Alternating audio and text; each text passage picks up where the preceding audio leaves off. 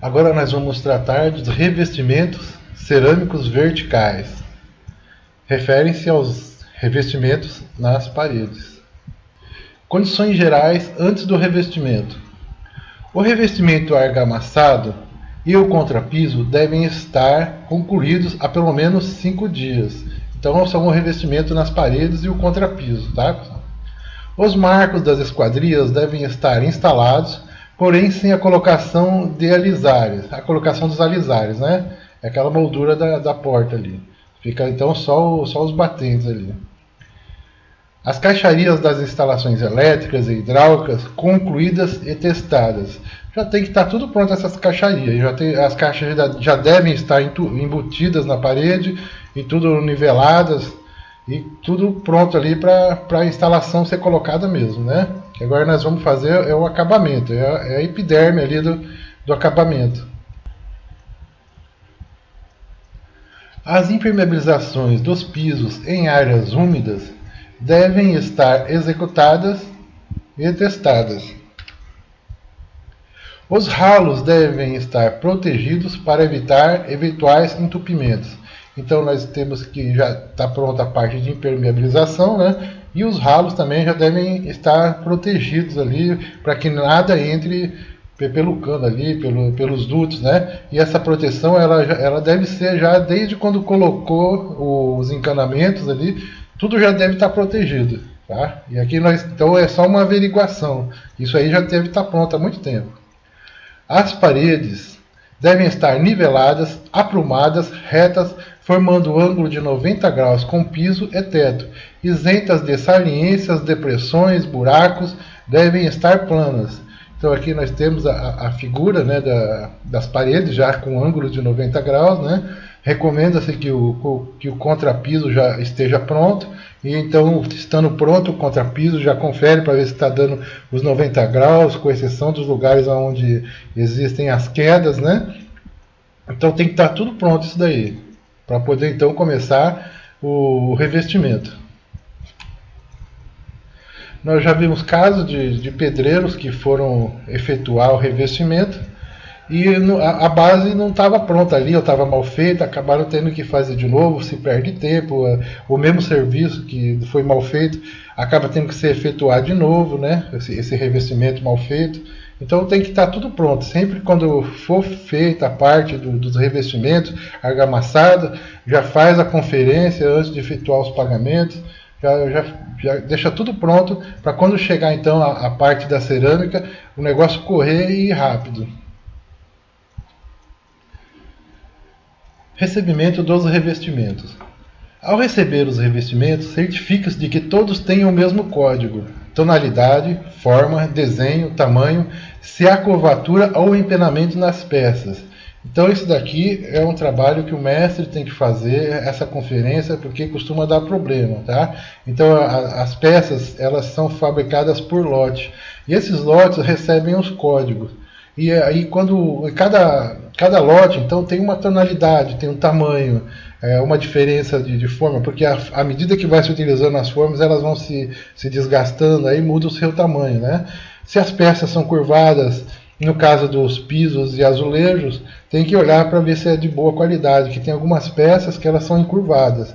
Aí vê o fabricante, se for o caso, as peças, se não estiverem boas, vamos rejeitá-las. Ok, pessoal? Verifique ainda se as peças chegaram inteiras, se há muitas peças quebradas dentro das embalagens, e caso encontre alguma irregularidade, recuse o recebimento da carga. Então, na hora de receber, ocorre das peças estarem quebradas no meio. Então, por exemplo, nós temos esse desenho aqui. A parte está aparecendo aqui a primeira peça, né? E a gente não sabe, por exemplo, se a peça do meio está quebrada. Então tem que dar um jeito de conferir isso daí, tá? Para ver se ali tem, por exemplo, 2 metros de peça no pacote desse. Aí tem 5, 6 peças ali. Aí algumas ali dentro pode ter vindo quebrada. O ideal é estocá-las em local seco e coberto. Caso não seja possível o armazenamento em um local coberto, cubra o revestimento com lona plástica. Tá? Os revestimentos devem ser estocados, separados por código, qualidade, tonalidade, e bitola, tamanho, etc. É o que nós falamos, né, que essas peças são fabricadas por lote. E aí, às vezes, a mistura de uma cor nunca bate, né? Porque ou muda a pessoa, ou mesmo que a mesma pessoa coloca um pouquinho a mais de pigmento, ou a forma se desgastou. Os produtos devem ser empilhados da seguinte forma: deve estar sempre na vertical.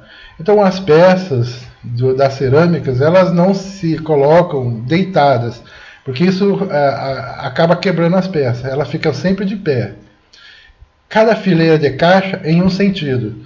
Olha só aqui, nós temos aqui um exemplo, né? Nesse desenho, cada fileira está num sentido aqui. Umas peças estão vindo de um lado e as outras do outro, e depois vai invertendo, né? Altura máxima da pilha de 1,5 m ou conforme o fabricante, mas geralmente é 1,5 m mesmo, tá? Amarrar as pilhas, principalmente se for para transportes, né? Em transportes é bom que venham em pallets, que os pallets eles já vêm amarrados e já vêm na quantidade ali dos pallets, mas isso é quando compra nas fábricas, geralmente, né? Que vem em pallets assim. Mas algumas lojas também entregam em pallets. Então elas já vêm amarradas, tudo firme ali para não dar problema, né? Até porque se elas não tiverem bem amarradas, elas podem querer roçar uma na outra e já prejudica o material. Identificar os lotes com placas indicativas. Aí é quando a obra é muito grande, né? E quando é pequena já é feita para aquele lugar mesmo, né?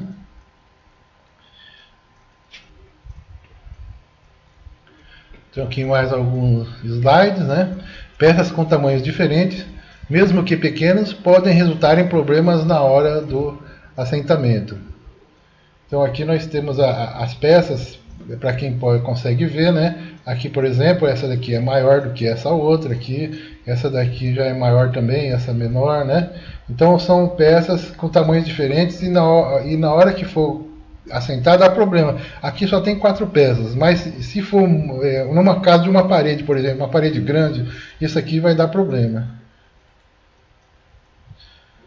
Fique atento ao receber o material e confira as peças, se as peças estão danificadas. Então aqui é o exemplo de um material recebido, né? Olha só, aqui a primeira peça já aparecia aqui danificada.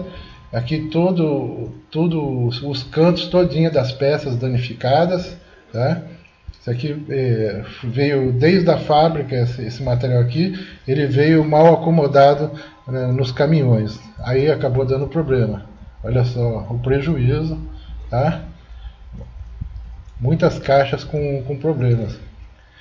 Durante o transporte, as peças podem ser danificadas se não estiverem acondicionadas e amarradas de forma correta. Então a forma correta é nos pallets e amarradas. Olha só, aqui nós vemos aqui um exemplo que mesmo dentro das embalagens, no meio, peça quebrada. Então nós temos que tomar cuidado na hora de receber as peças para conferir, inclusive, se as de dentro estão quebradas, porque elas vêm todas fechadas, né? Veja que elas vêm fechadas e aqui no caso foi aberto um pouco, foi rasgado um pedaço da caixa e apareceu a peça quebrada aqui. Muito cuidado na hora de receber essas peças. Elas vieram mal acomodadas desde a fábrica. Quantificação do revestimento. Para a quantificação do material, somam-se as áreas de todas as paredes em que serão feitos os revestimentos. Acrescenta-se 10% por conta dos recortes e mais 5% dos futuros reparos. Resumindo, fica assim: área total mais 15%. Então aqui nós temos uma área, né, de uma parede. Então a altura está como x e a largura como y. Então multiplica-se x vezes y e aí somam-se mais 10 mais 5%. Então aqui nós somamos 10 mais 5%, que dá 15. Aí soma-se, pega x por y, né, mais 15%. Ok, pessoal? Esse valor geralmente o pessoal utiliza 10%, né? É que aqui no caso agora está sendo considerado 5% para efeito de futuros reparos. Então tem que quebrar um encanamento, tem que algum piso que veio danificado, né? Então deixa-se uma reserva de 5% para efeito de manutenção. mas o usual mesmo é que acrescente-se somente 10%. Tabelas das juntas de assentamento. Trata-se da espessura regular das juntas, que será garantida através do uso de espaçadores plásticos, de acordo com a tabela para paredes, norma brasileira NBR 8214, abaixo. Abaixo não, é ao lado, né? Ao lado. Tem por objetivo evitar que as peças estufem durante as dilatações, corrigir possíveis variações das peças, barrar a entrada de água pelas laterais. Utiliza os espaçadores plásticos cruzetas para manter o distanciamento uniforme entre as peças. Estão dispensadas das juntas de dilatação os listelos, pedras, porcelanatos e demais materiais de baixa dilatação. Bom, pessoal, então aqui nós temos uma tabela, a tabela da NBR 8214, e essa tabela ela indica o distanciamento que tem que ter entre uma peça e outra. Então, por exemplo, aqui nós temos uma peça 20 por 20, né? 20 por 20 aqui. Uma peça cerâmica 20 por 20. A junta de assentamento mínima, que é o espaçamento, ele tem que ter de 3 a 5 milímetros. Ok? Aí se é uma peça 40 por 40, ou 40 por 40, tem que ter 6 a 8. 41 por 41, 8 milímetros. Aí fala, poxa professor, mas essa distância aí é muito grande. Olha pessoal, eu vou dizer para vocês que tem muito pedreiro que não gosta de seguir essa tabela e quer fazer do jeito deles. Aí o que acontece? Como não existe a dilatação, o espaço ideal para que a peça possa trabalhar, então o esmalte das beiradas eles começam a trincar. Então às vezes o pessoal coloca uma peça e de repente a peça começa a sair o esmalte nas pontas e ninguém sabe o que está acontecendo, né? Se for olhar o espaçamento das juntas não tá ideal. Eu já vi peças assim de boa qualidade quebrando o esmalte da beirada porque não foi respeitado o espaçamento mínimo. Tá? Então, para esse espaçamento, nós utilizamos os separadores plásticos que vendem no mercado, né? Isso aí é muito fácil de encontrar em qualquer loja de material de construção, que tem a distância, né, de acordo então com essa tabela. Aí você olha aqui, olha, professor, eu vou precisar de um piso aí de 25 por 25, então é de 3 a 5 milímetros. Aí vai comprar as cruzetas de 3 a 5 milímetros, aí fica a critério, né? Pode ser de 3, 4 ou 5 milímetros, mas tem que estar nesse espaço aqui. Ok, pessoal? Então, a hora que chegar o pedreiro lá querendo fazer do jeito deles, isso daqui já foi feito o teste. Veja que é uma norma da NBR, porque foi feito o teste com vários engenheiros, e eles chegaram à conclusão que o menor dano que ocorre é utilizar esses distanciamentos. Tá? E se não utilizar, não tem problema não, mas vai quebrar, vocês vão ver que vai quebrar o esmalte da ponta das peças. Isso vai acontecer e não vão saber por que é, mas aí vai lembrar da aula e falar, não, isso aí foi o espaçamento de dilatação que está equivocado, não foi feito corretamente. Ok? Então aqueles pedreiros sabidos que quer fazer do jeito deles, a casa é sua, a obra é sua, manda fazer do teu jeito. E aqui nós temos um outro problema que pode ocorrer em razão da falta de espaçamento, né? Que é o estofamento devido à ausência de espaço de dilatação. Então aqui também temos aqueles pedreiros espertos que achou que podia fazer do jeito deles, não deixou nenhum espaço de dilatação, não obedeceu às tabelas da NBR, e aqui um outro problema que ocorre quando as normas não são respeitadas.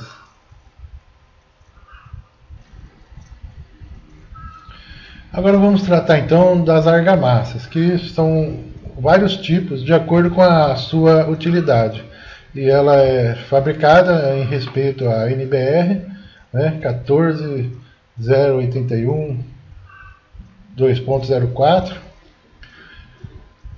A argamassa colante deve ser preparada em quantidade suficiente para se trabalhar 2 horas. Olha só, pessoal, a argamassa que nós vamos utilizar para assentamento de pisos e azulejos, ou ainda de porcelanato, ou de peças de granito, né? Elas não podem ultrapassar as 2 horas.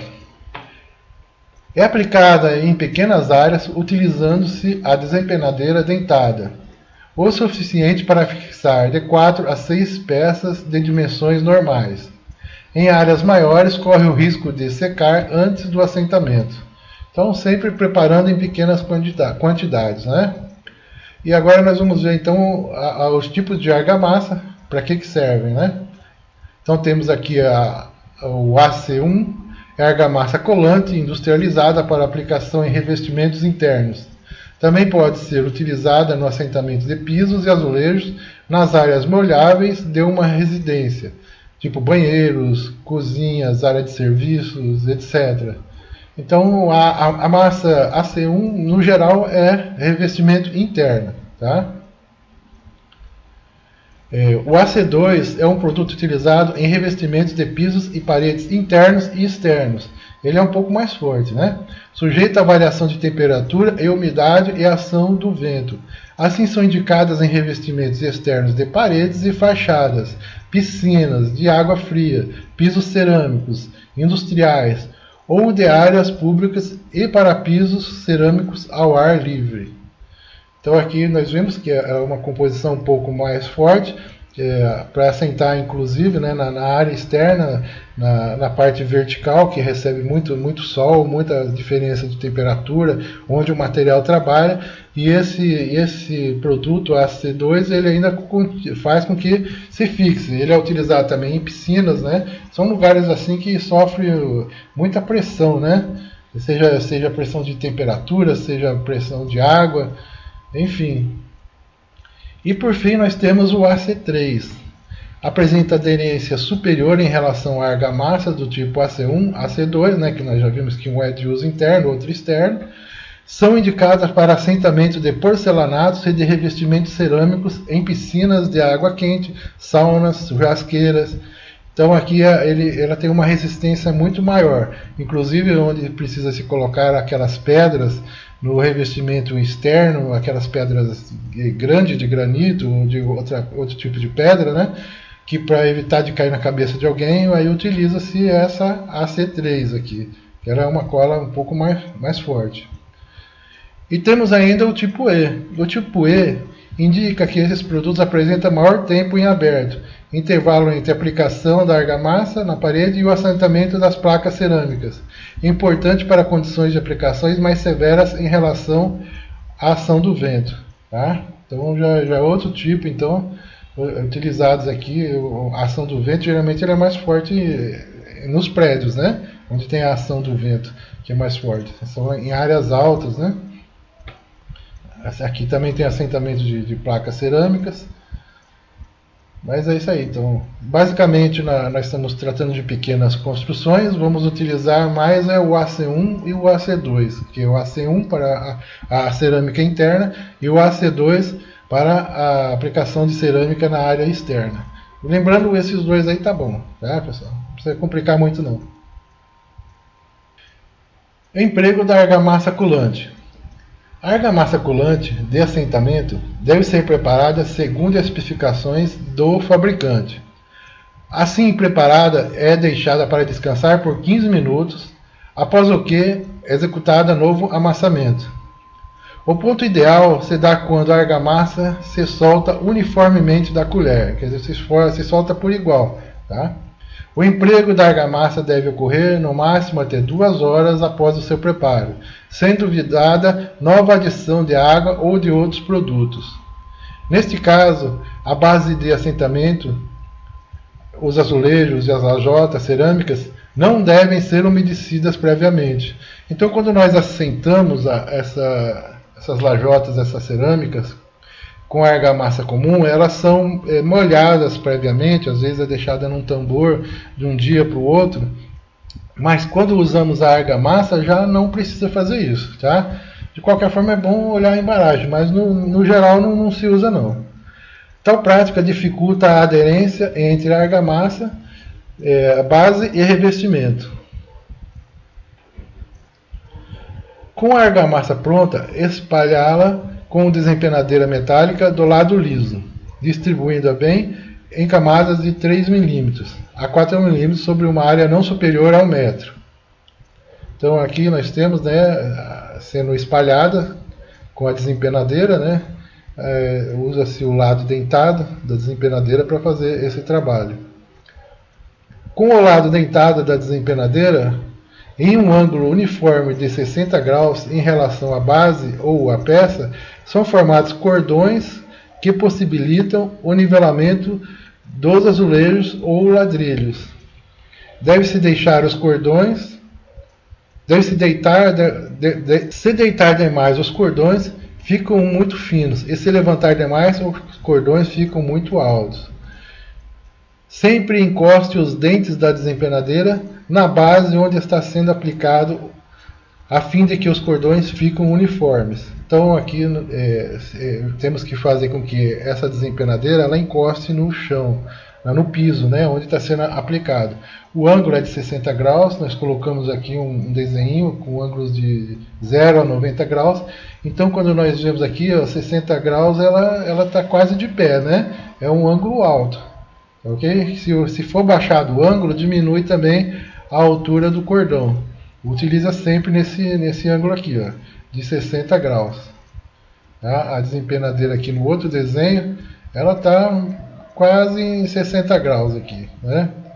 Vai dar para levantar um pouquinho mais. Está quase 60 graus. Aí se tiver dúvida, vamos olhar então esse nosso desenho aqui para saber o que é os 60 graus. O tamanho dos dentes da desempenadeira de aço dependerá da área da superfície da peça cerâmica conforme a tabela. Conforme o tamanho da peça, aplica-se ainda argamassa na base, piso, no verso do revestimento ou em ambos as faces. Então temos aqui uma tabela e ela é aplicada de acordo com o tamanho da peça que vai ser utilizada. Então temos aqui a área S da superfície cerâmica em centímetros quadrados. Aí tem que multiplicar, né? Bom, aqui nós temos S aqui, que é de 400 centímetros quadrados. Então aqui nós já sabemos mais ou menos de cabeça, né, que 400 centímetros quadrados seria a área de 20 por 20, né? 20 centímetros por 20 centímetros vai dar 400 centímetros. Aí no caso, os dentes são os pequenos, de 6 por 6 por 6. E a aplicação é só na base. Quer dizer, onde que é a base? A base é onde vai ser colocado, né? Tem pessoas que aplicam na cerâmica e outras que aplicam na base, né? Mas a aplicação é na base. Tá? Aí temos aqui de 20 por 20 a 30 por 30, né? Os pisos de 20 por 20 a 30 por 30 são 8 por 8 por 8, o indentamento, né? Formato dos dentes da desempenadeira. E também se aplica somente na base. Nós vamos detalhar isso mais na frente. Agora, quando é superior a 900 centímetros quadrados, né, superior, por exemplo, a 30 por 30, aí utiliza então os dentes de 8 por 8 por 8, né, aqueles dentes maior, e é aplicado a argamassa tanto na base quanto no revestimento, na parte traseira, na parte de trás da cerâmica. Só que elas são aplicadas de forma cruzada, tá? Então aqui, ó, um exemplo, um piso 40 por 40 é igual a 1.600 centímetros quadrados, né? Então aqui na tabela nós vemos que ele entra nessa última faixa aqui, que vai pegar o formato dos dentes 8 por 8 por 8 e aplicado nos dois lados. Logo utilizam-se os dentes quadrados 8 por 8 por 8 com a aplicação da argamassa na base e no verso do revestimento cerâmico.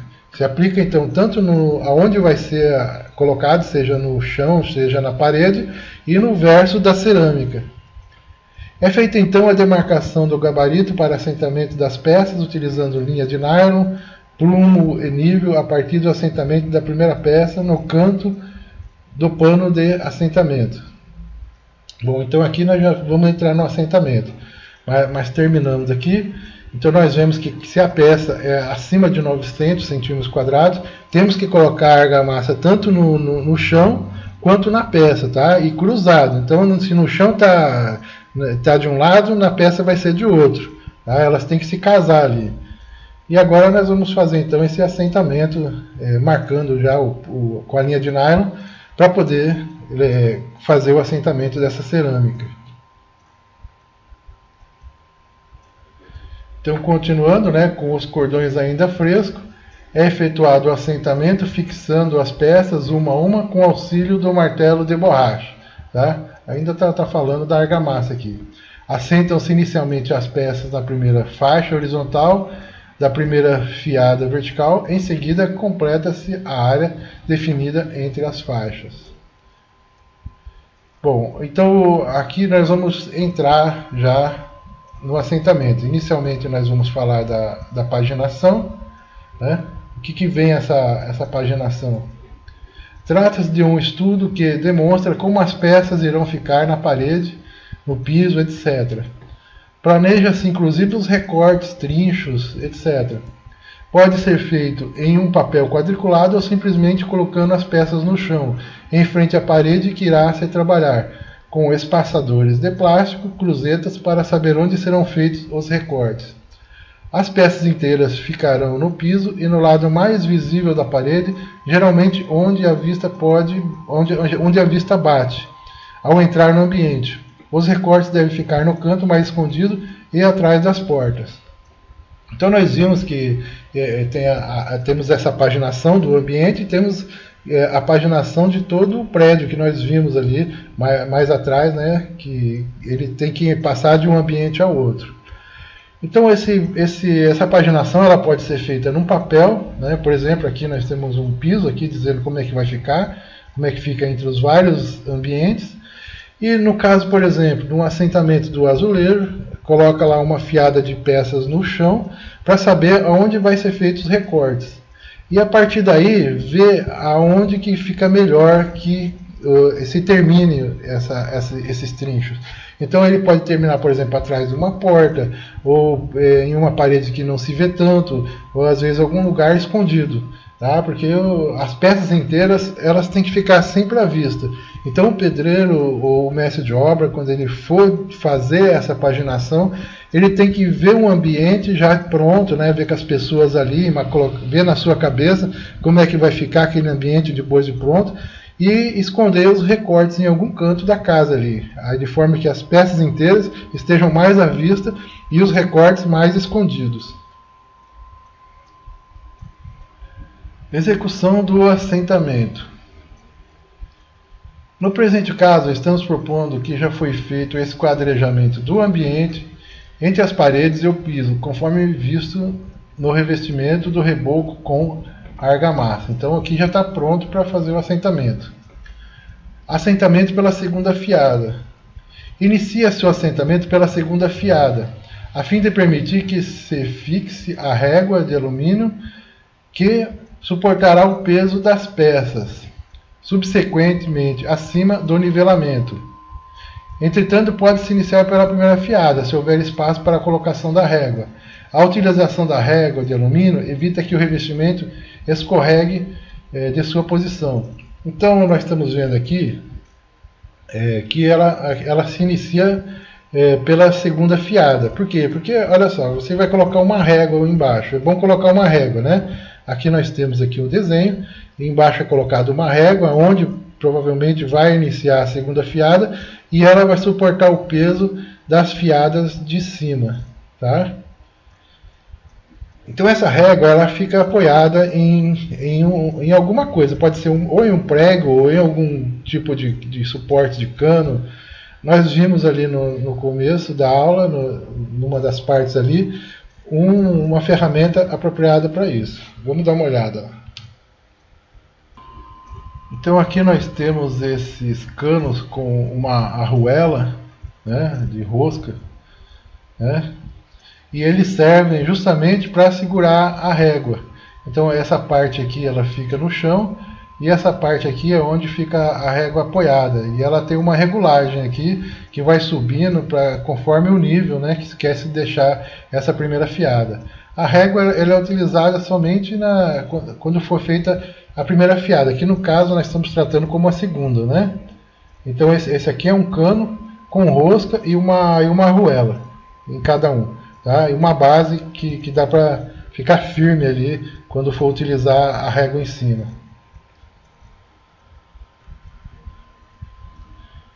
Então estamos de volta aqui no nosso desenho, né, fiada mestra. Então aqueles canos eles ficariam aqui dando suporte a essa régua, tá? Então iniciando pela segunda fiada, porque se for colocar a régua na primeira fiada não vai dar o espaço para o piso ali, vai dar problema. Aí é melhor fazer aqui e depois só colocando os espaçadores já se acerta a primeira fiada, né?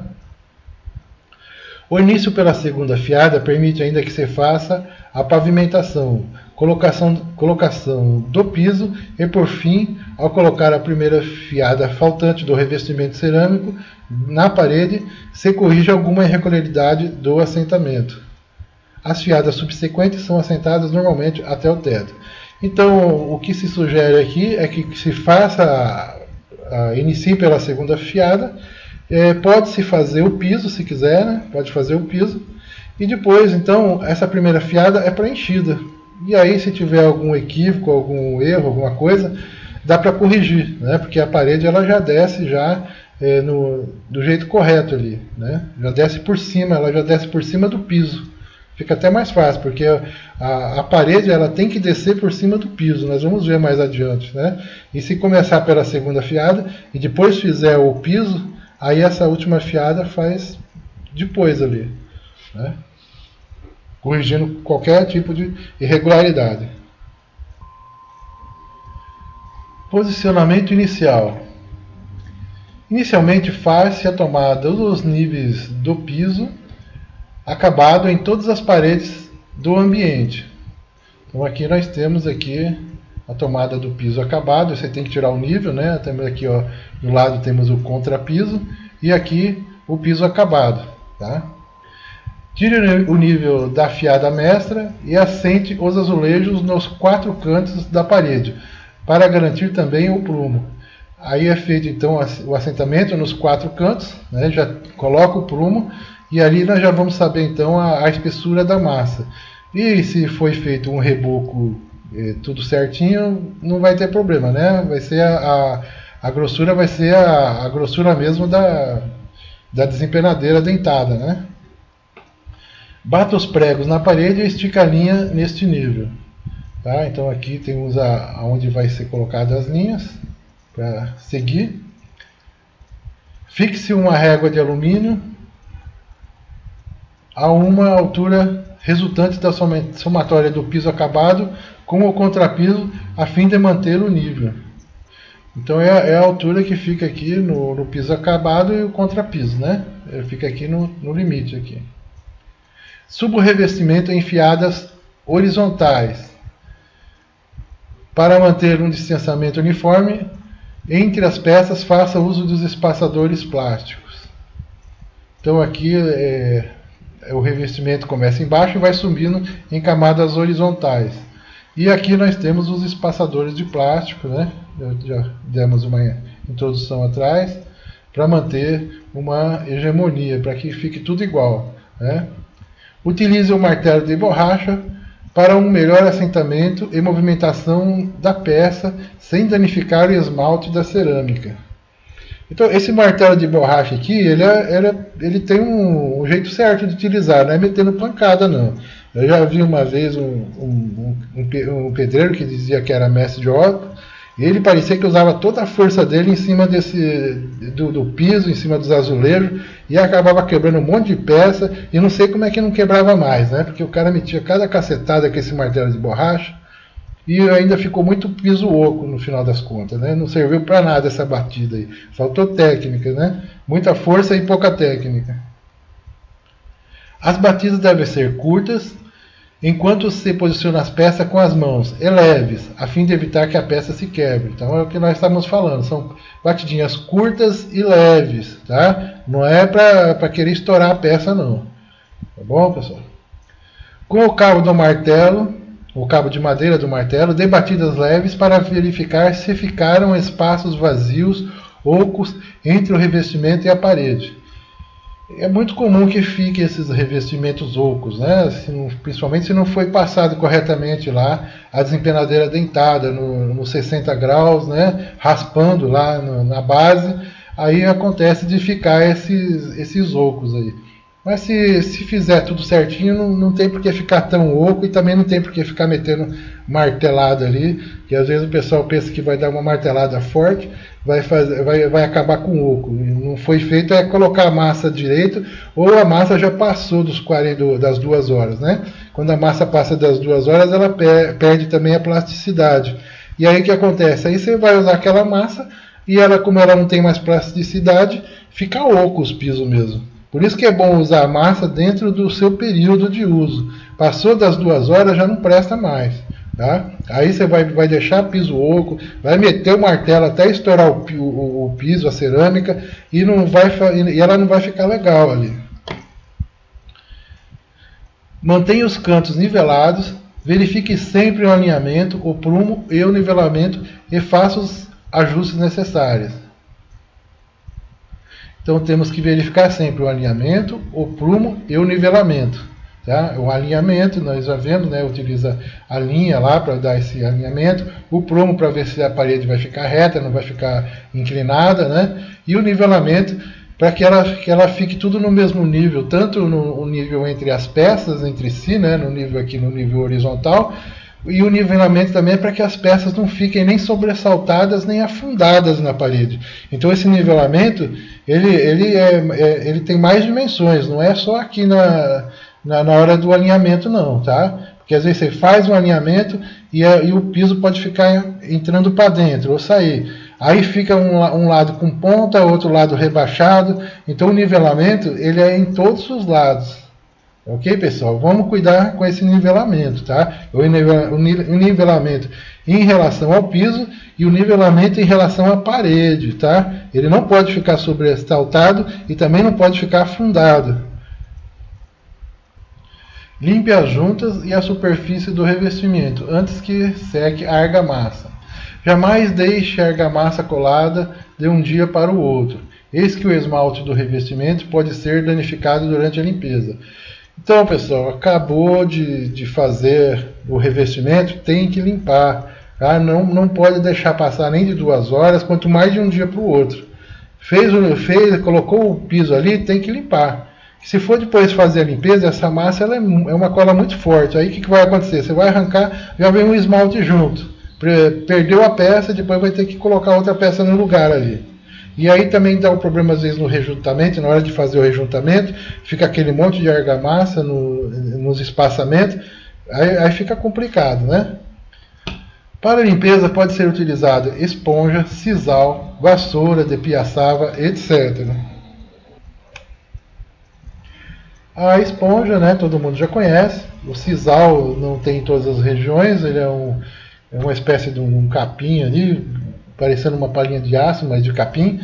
E ele é muito barato, pode ser, principalmente no Nordeste a gente acha o sisal, né? A vassoura de piaçava e qualquer outra coisa, sabe? Aguarde 7 dias antes de caminhar sobre o piso. Então ele precisa de um tempo para secar. Aí o que acontece? Você vai caminhar, antes de dar os 7 dias, pode ou quebrar, né? Às vezes ele trinca, ou às vezes se solta. É melhor esperar os 7 dias, né? Antes de passar por cima. Cortes e furos nas peças para passagem de instalações e arremates devem ser feitos com equipamento próprio para essa finalidade. Usar serra-copo para os buracos dos canos e serra-mármore para a caixa de luz. Então, esses furos eles acabam sendo bastante complicados. Nem todo mundo sabe fazer esses furos na cerâmica, né? Quando é um furo reto, quando é ser feito uma saliência, ali,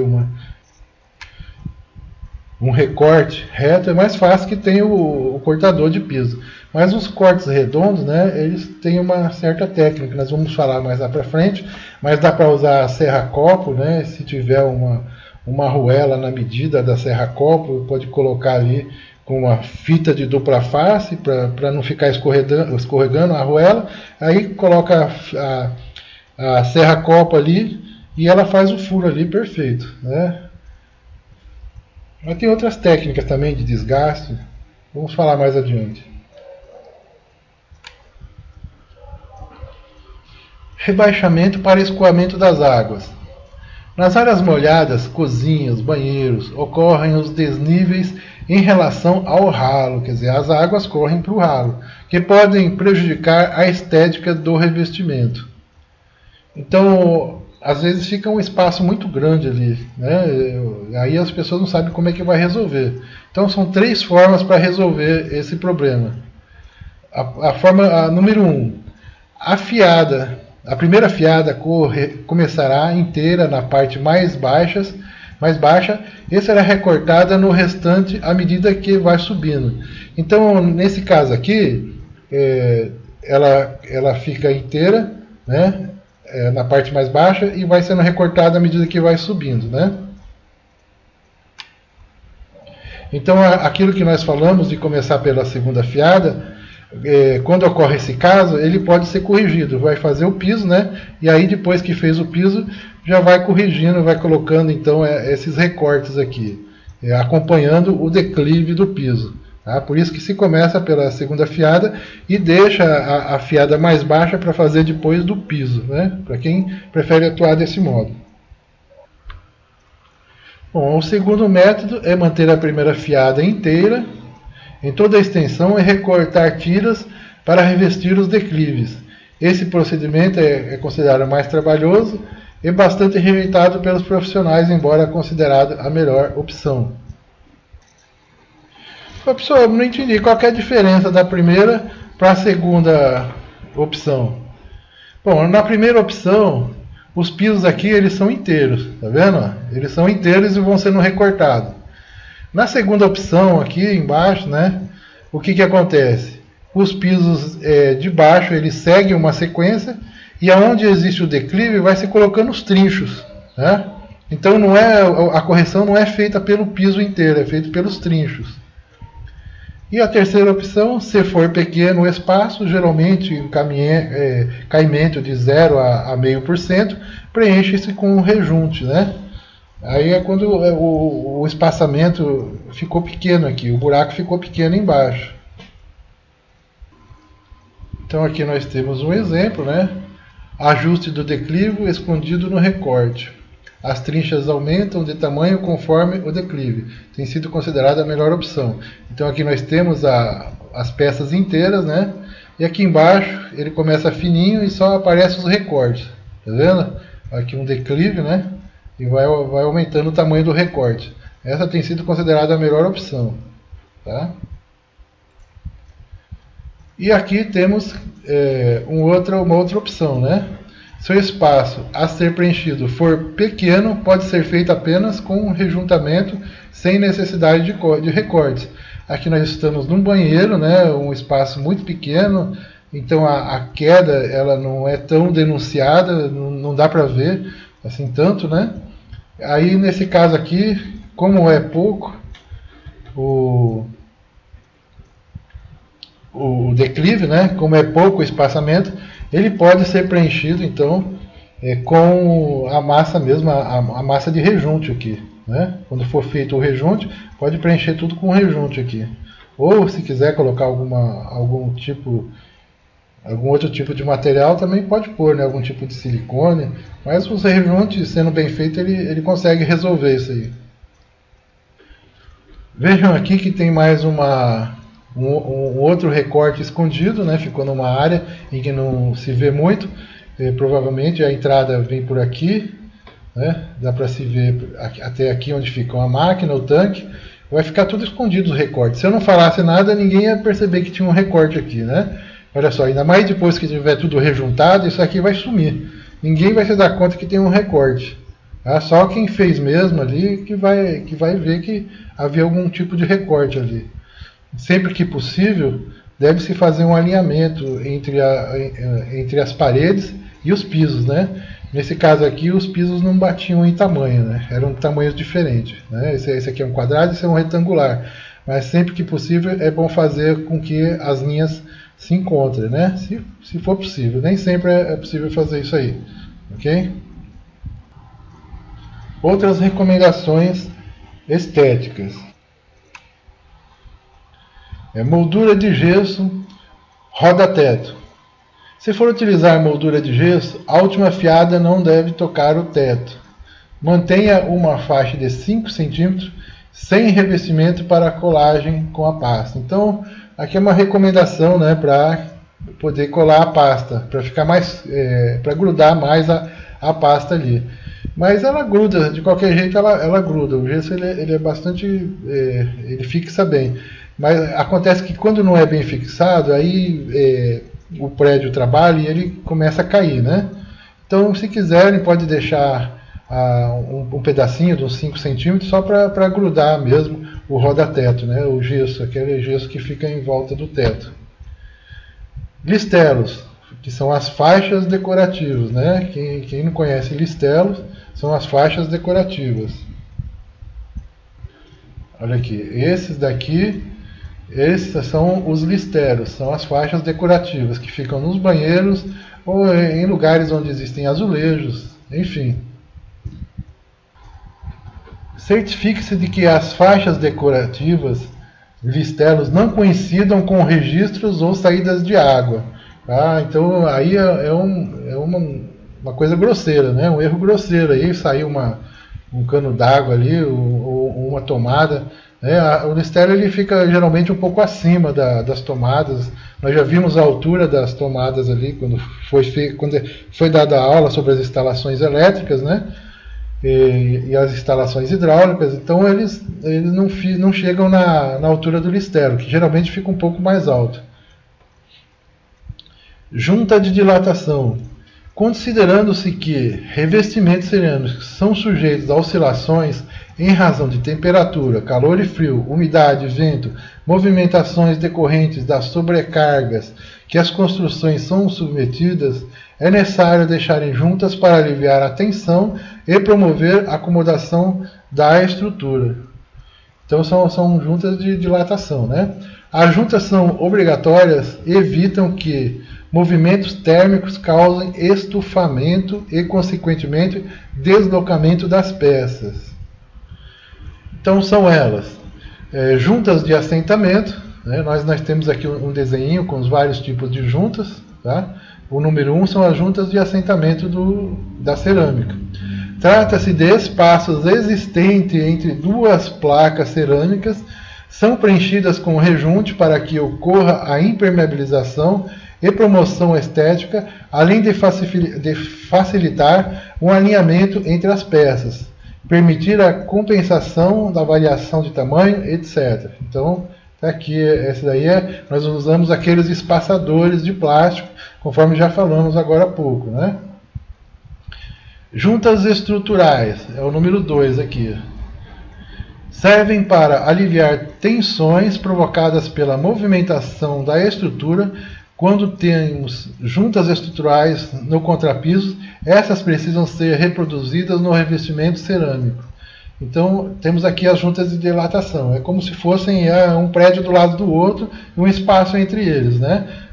Ou então, às vezes, nós vemos aqueles grandes corredores de escolas, de hospitais, de órgãos públicos, e tem assim no meio uns filetezinhos, né? Que marca então o espaço da dilatação. E os pisos, tanto o contrapiso quanto as cerâmicas, elas acompanham aquela acomodação. Ok? E temos as juntas de movimentação, utilizada para interromper o contrapiso e dividir a superfície revestida por placas cerâmicas. É o número 3. Olha só, está aqui. Ó. Ela já não vai na estrutura. Ela interrompe o contrapiso aqui. São 2 contrapisos. Tá? Aqui ele interrompe toda a estrutura e aqui só interrompe o contrapiso, na mesma estrutura. Atua no alívio de tensões originadas pela movimentação da base, onde é aplicado o revestimento sem que esteja ligado à estrutura. Então é o que nós dissemos, ele se movimenta, mas não movimenta a estrutura. Devem existir em grandes áreas de pisos cerâmicos, entre as paredes ou anteparos verticais, auxiliado na movimentação dos mesmos. Então, isso aqui é aplicado em áreas muito extensas, né? Áreas de piso muito extensas.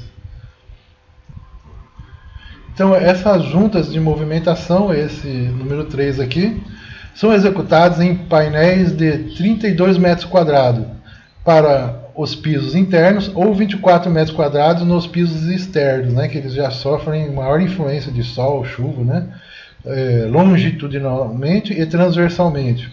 As juntas de movimentação necessitam aprofundar-se até a superfície da base, laje contra piso, e ser preenchida com material deformável, vedada com selante flexível e devem ter entre 8 e 15 metros de largura. Bom, pessoal, esse daqui é para construções mais complicadas, tá? Então, nós estamos tratando de construções simples, estamos dando essas informações que podem ser utilizadas, né? Se você for fazer utilizar uma área grande assim de movimentação, né? São painéis de 32 metros quadrados interno e 24 externo. Aí tem que usar desse jeito, deixar essas juntas, né, de movimentação, ok? Além de possibilitar a movimentação de todo o conjunto do revestimento durante as dilatações e contrações, as juntas são importantes para melhorar o alinhamento das peças juntas superficiais e permitir a troca de uma única placa sem a necessidade de quebrar a outra. Então isso aqui é quando você vai fazer então essa troca de pisos, por exemplo, né? Aí ela pode ser feita em placas independentes. E por último temos essa número 4 aqui, que essa importa para a gente nas pequenas obras, tá? Que são as juntas de união ou de solidarização. Nome complicado para falar, vamos ver para explicar, né? No encontro parede-piso, o piso não deve entrar embaixo do azulejo. As águas das paredes devem cair sobre o piso. O espaço de cerca de 10 mm, chamado de junta de solidarização, cuja função é substituir o revestimento do piso para absorver as tensões provocadas pela movimentação da base ou do próprio revestimento. Pode ser preenchido com mastique ou ficar sem preenchimento enquanto houver rodapé. Ou pode preencher também com rejunte ali, né? O mastique nós já vimos lá na parte de impermeabilização, ok? Então nós temos aqui, é o canto, né? Como que o canto deve ser feito realmente, tá vendo? O canto ele tem que ficar aberto aqui, ó, como se fosse uma setinha aberta. É o número 4, então, essa junta de união ou de dessolidarização. Nominho complicado, né? Então essa junta de união, nós temos aqui como não deve ser feito. Então nós temos aqui a parede do revestimento de azulejo, ela morrendo junto com o piso. Não pode ser feito desse jeito, tá vendo? A parede do azulejo morrendo em cima do piso. Aqui pode. Até facilita o escorrimento de água, né? Aqui pode. Então fica aqui essa junta de união ou de dessolidarização. Aí temos também esse outro modelo, que pode ser feito também. O azulejo e o piso ficam de quina um para o outro. E essa junta de união ou de dessolidarização, ela fica aqui aberta, né? Fica aqui esse espaço aberto. E esse espaço aqui ele pode ser preenchido, né? Ou com rejunte ou com o mastique, né? Que ele é bastante flexível. Os rejuntes hoje eles também têm rejunte bastante flexível que dá para se utilizar para isso, né? É bom só não deixar acumulação de água ali. Então olha só, a parede pode cair para cima do piso e pode ficar de quina, né? E sempre evitando que a água venha para baixo do piso. Não pode desse jeito aqui, ó. Desse jeito a água desce aqui, não deixa a junta de união ou de solidarização, né? Não deixa a junta aqui e deixa o caminho para a água, tá? Então pode ser feito desse jeito e desse jeito aqui, ok, pessoal? Marca bem isso na cabeça de como pode ser feito e de como não pode ser feito, tá? E nós estamos falando de várias recomendações estéticas, né? E o pessoal que assistiu aí desde o começo a nossa aula sabe que tem aquela ladainha, né? Senhor, escutai nossa prece, Senhor, tenha de piedade de nós, porque mexer com essa parte de acabamento, a pessoa fica de cabelo branco, aí tem que tomar calmante, né? Porque é tanta coisa que acontece. Então vamos falar agora dos revestimentos nas janelas, tá? Cada um faz a sua oração e vamos aprender aqui. No revestimento interno, principalmente nas janelas, as paredes recortadas, onde aparece a cerâmica bruta e não a esmaltada, devem ficar escondidas. Professor, o que é isso? Olha, pessoal, vejamos aqui. Aqui temos um desenho e temos aqui um revestimento de azulejos. E aqui nós temos em volta da janela, onde é feito também um assentamento do azulejo deitado, tá? E aí o que acontece? Tem pedreiro que corta e coloca de qualquer jeito esses azulejos. E fica aparecendo o recorte da cerâmica aqui. Fica horrível, fica feio pra caramba esse negócio aqui, viu?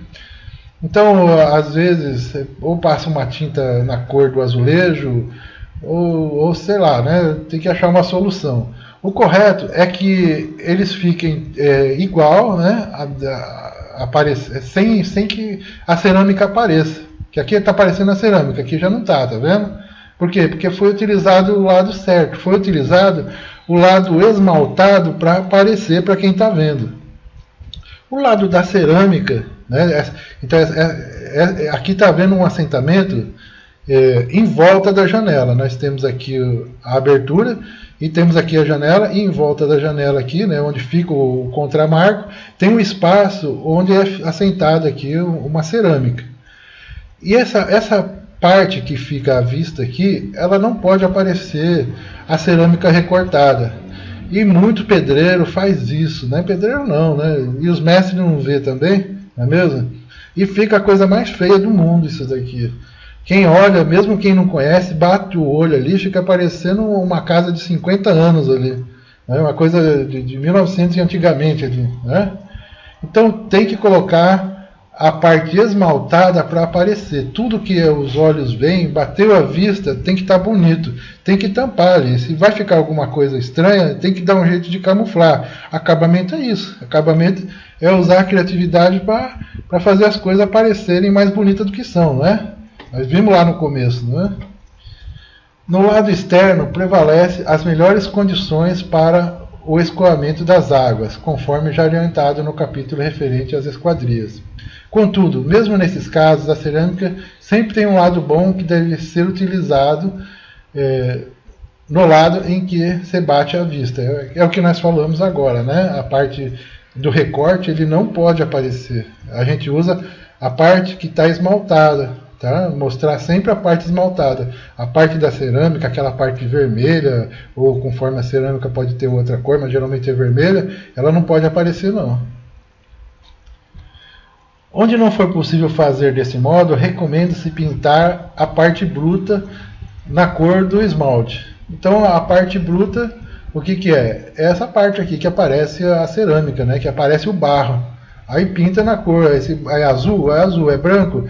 Pega uma tinta ali, e uma tinta sintética ou uma tinta de PVC, conforme for o revestimento em volta, e mascara aquilo, né? Cuide ainda que durante o assentamento, nas aberturas, seja mantido o esquadro, o nível e o prumo. Tá? Nos banheiros, proteja os recortes para dentro projete os recortes para dentro do box, pois ele estando fechado dificulta a visão. Então é aquela questão, né? Temos que esconder tudo. Primeiro, olha só, aqui nós temos recorte mal feito, tá? Fora do esquadro. Nós já vimos que tem muito pedreiro aí que diz que é pedreiro, que não sabe usar esquadro, não sabe usar plumo e não sabe usar nível. Não, diz que é pedreiro, né? Com o boom da construção civil, o que era servente virou pedreiro e que era pedreiro virou mestre. Aí ficou um lixo para tudo quanto é canto, né? O pessoal assumiu o cargo sem estar preparado. Então tem que conferir para ver se está no esquadro, não é mesmo? E tomar as providências para ocultar o que prejudica então a estética do ambiente.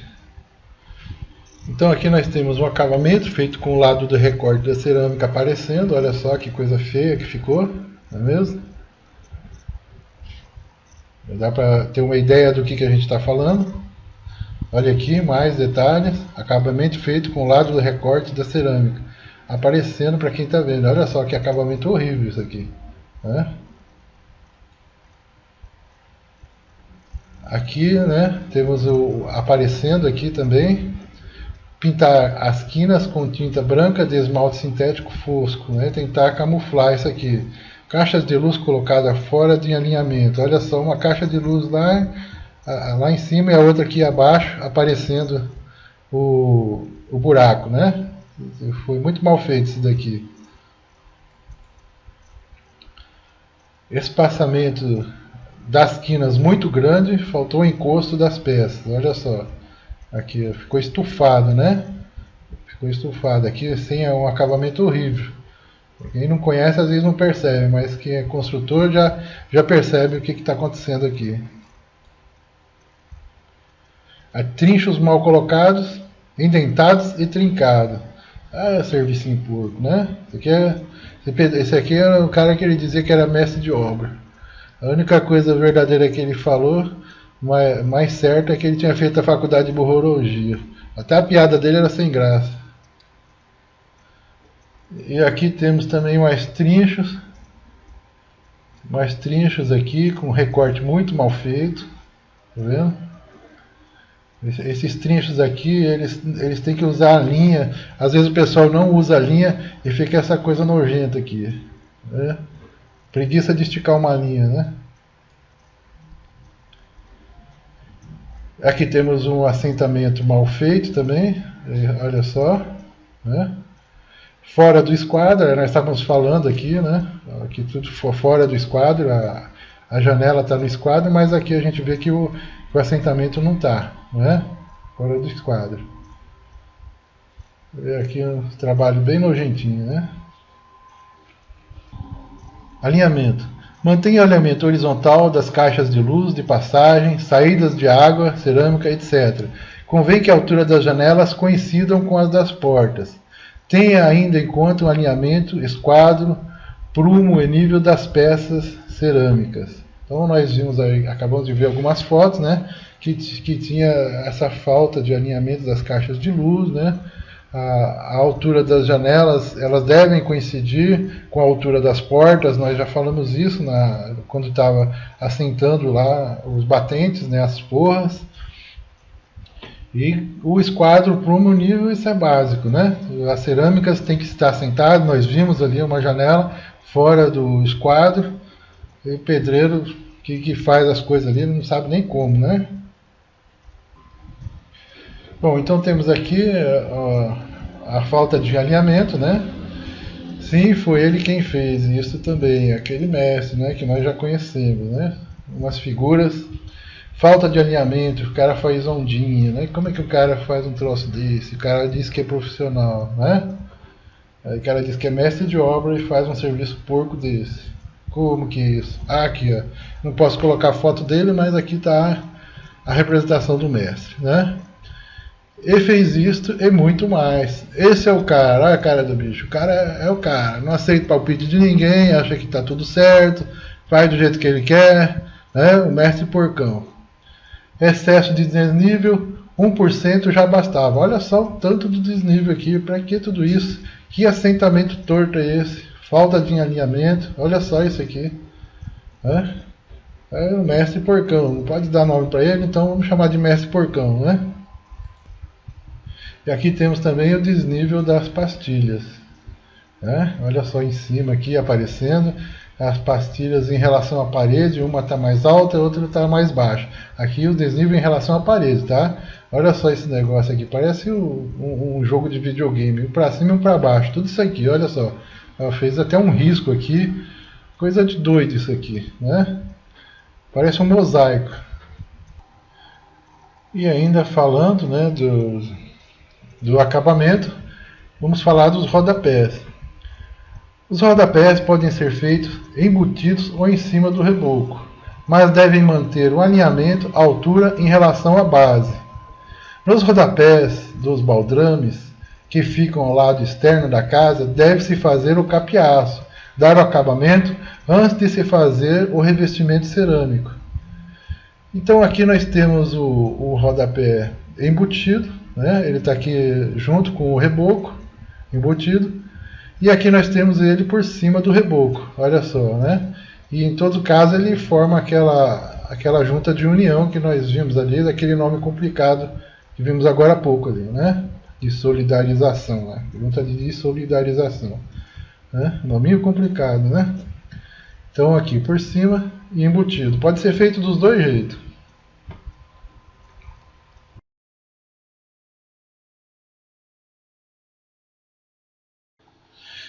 Bom, então vamos ficando por aqui e até a próxima aula.